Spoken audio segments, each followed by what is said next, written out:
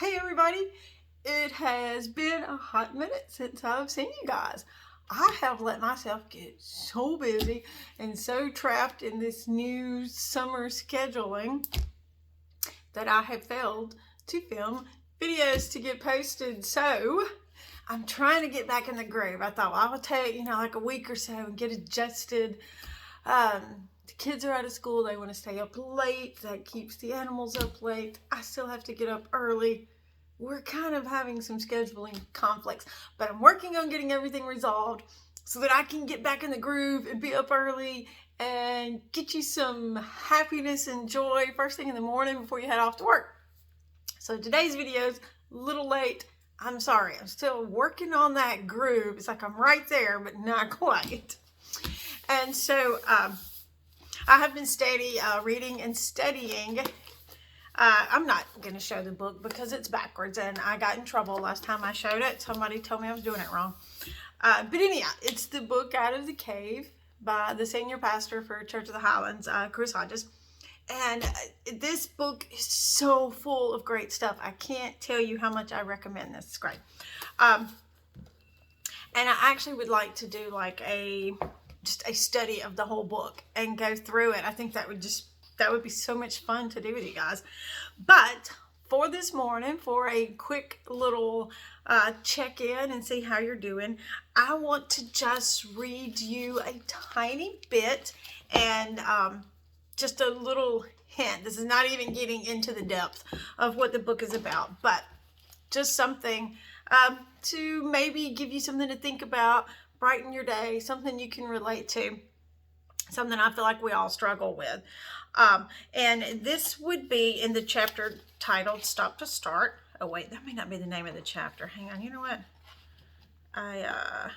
Okay, sorry. This is chapter 9, I believe. Oh man, no it's not. Scratch all of that. This is part 3 in chapter 10. And the title of the little sub-chapter, the section in this chapter, is called Stop to Start. It's on page 166. If you have your copy of the book, you can read along with me. So I'm just going to read the first 2 paragraphs, and we're just going to talk about it real quick. Whether you believe you've made choices better or worse than Jacob's, and he's referring to Jacob from the Bible, but you can replace the name Jacob right now with anything that you want. If you feel like any choices that you made are bad or worse than someone else's, your past may be what's keeping you from moving out of your cave and closer to God.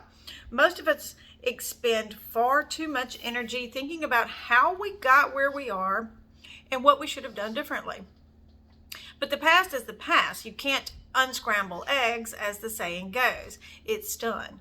No matter how hard you try or desperately you try to compensate, you cannot change your past.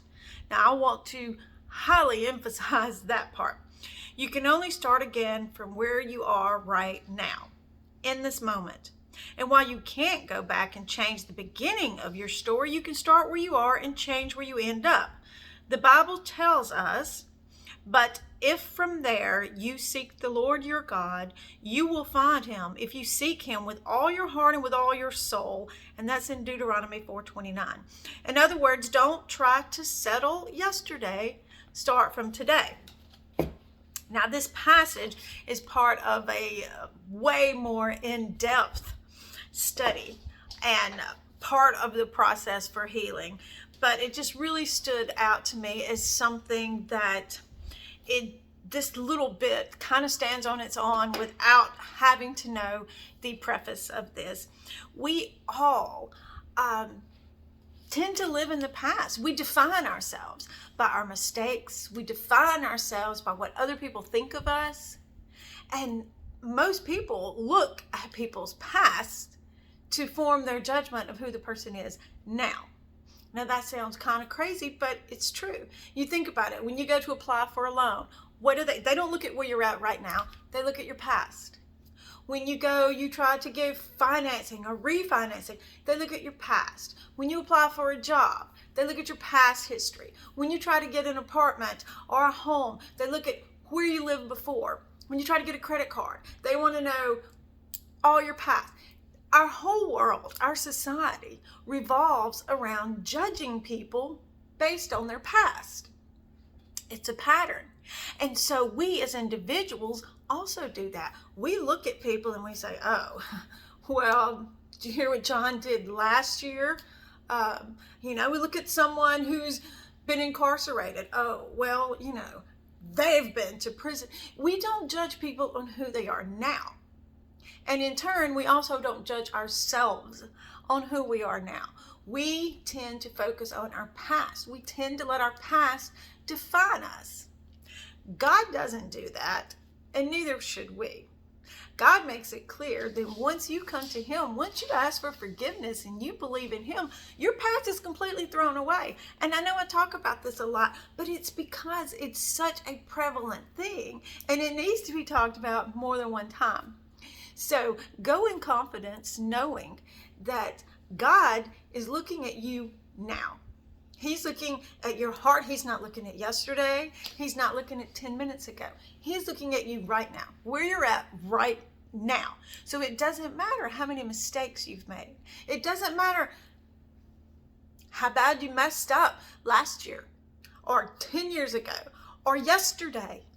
When you ask God for forgiveness, the clock stops right there, and you get to start over.